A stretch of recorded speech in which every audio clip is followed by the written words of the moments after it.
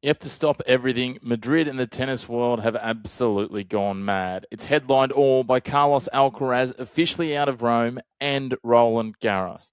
The two-time defending French Open champion is gone from the clay season with his wrist injury, and suddenly the French Open in Paris has been blown wide open.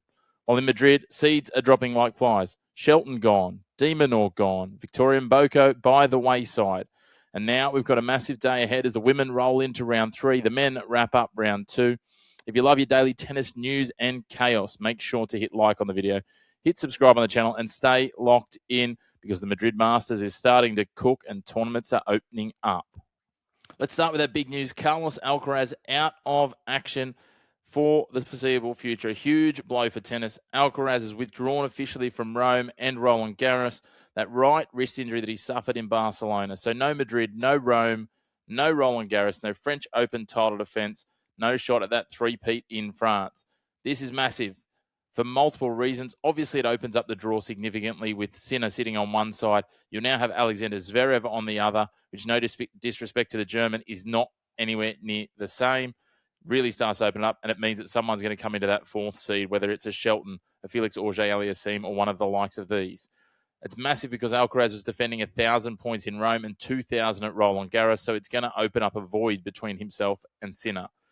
He had a 22-3 record this season before shutting down his clay campaign, so it's a big name in more ways than one out of action. But we wish him all the best, hopefully back in time for Wimbledon and the grass court season and onwards and upwards from there. But we'll wait and see what comes of it. Let's flip back to Madrid. Let's talk some Aussie Watch. And Alex de Minaur is gone. He's out of action in the second round, absolutely outclassed by Spanish wildcard Rafael Hodar. Remember that name if you haven't already picked up on him. I tell you what, he is a name to watch. 6-3, 6-1. It was tough for Aussie fans, but fans of pure tennis, this was magnificent. He showed power, touch, composure, and genuine clay court confidence. Some of the angles he could pull out here with not much room to work with were just pinpoint accurate. After a strong Barcelona run for Hodar, this does not feel like a one-off. He now surges into the top 40. He's right near his fellow Spaniard, Munar, and really working his way up the rankings. He's going to be in the conversation for seedings when it comes through to some major tournaments very, very soon. For de Minaur, though, another clay court disappointment.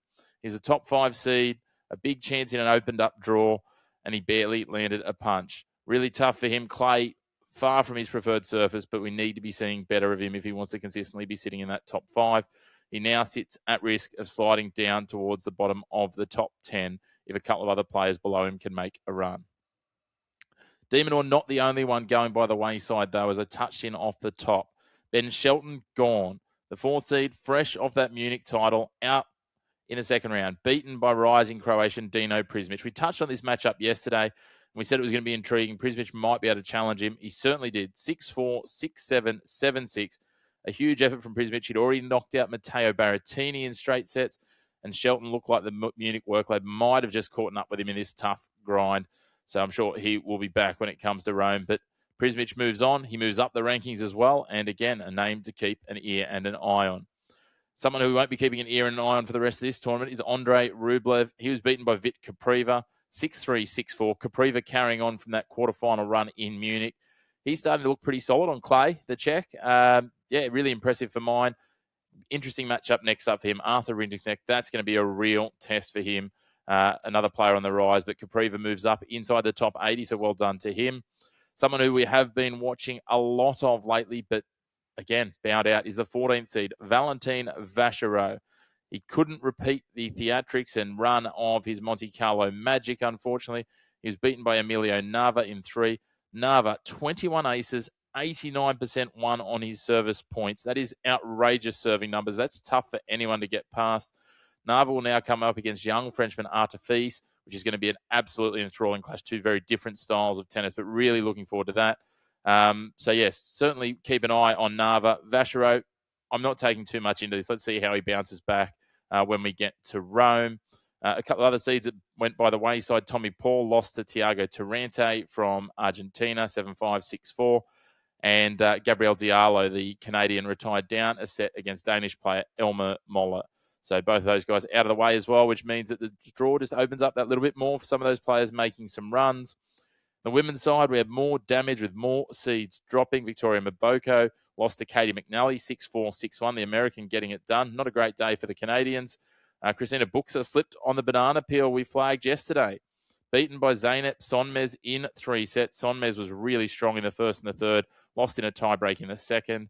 Maria Sakkari went out as well. We touched on that one yesterday, losing to former world number 1 Karolina Pliskova, 6-4, 7-6. Pliskova is going to be a dangerous one in this draw. She'll now come up against Elisa Mertens, who knocked out Alexandra Iala.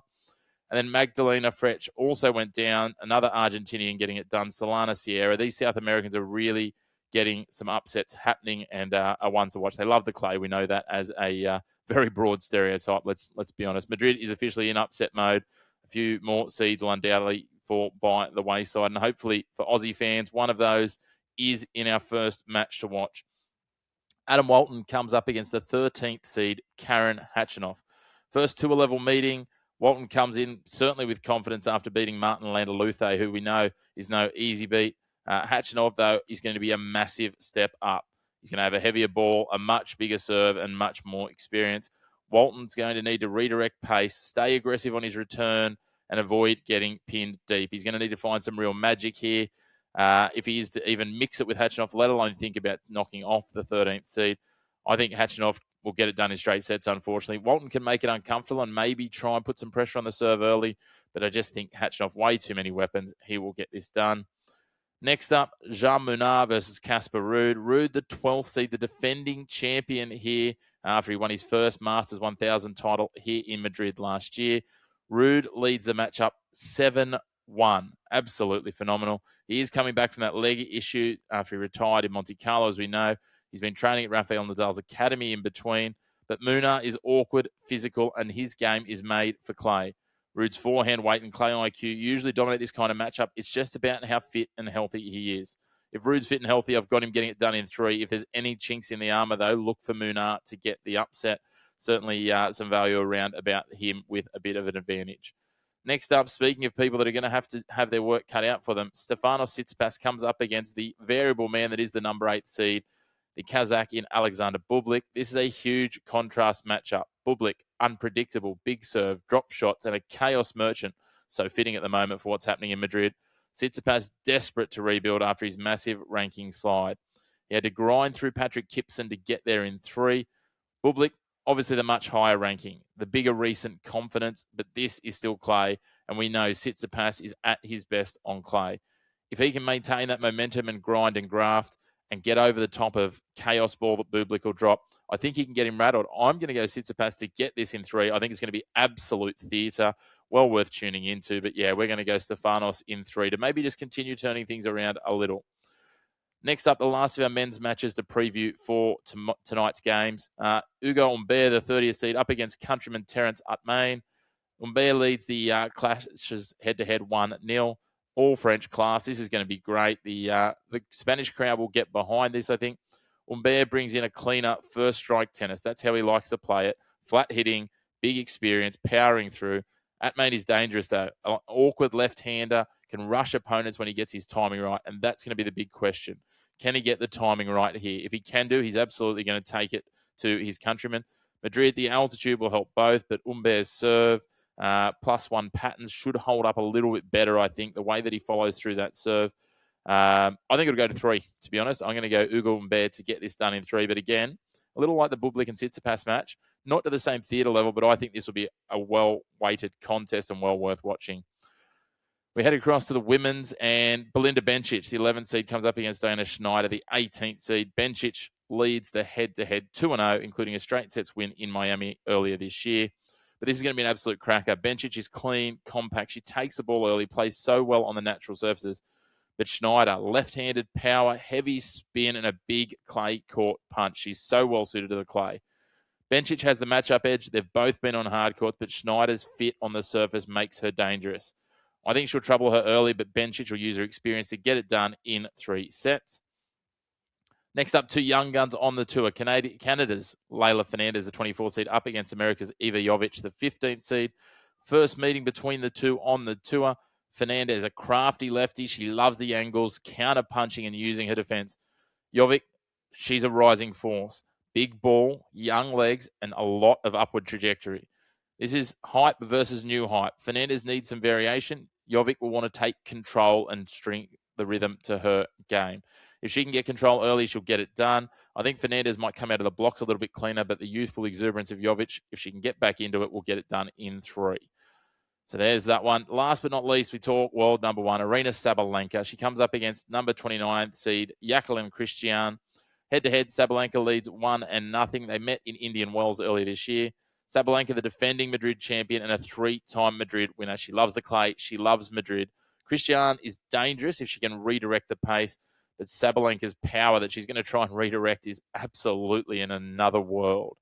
If Aryna can get her serve going well, this will get ugly and clinical very quickly. Cristian needs to scrap and just find ways to turn the power back on Sabalenka.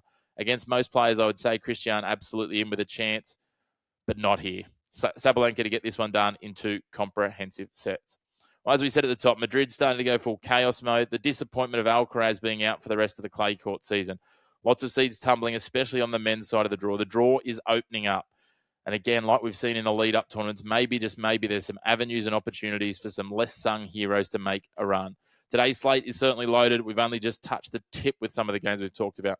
As always, if you love your tennis, make sure to hit like, hit subscribe on the channel, and stay locked in. Because if this keeps playing out the way it has so far for the clay court tournament, Madrid might become the most important tournament on the lead-up to Paris. But there's going to be storylines emerging left, right, and centre as we go through Madrid, Rome, and into the French. As always, thanks for tuning in to your home of the black and white of sport. No grey opinions here, and we'll see you again on our next Tennis Daily.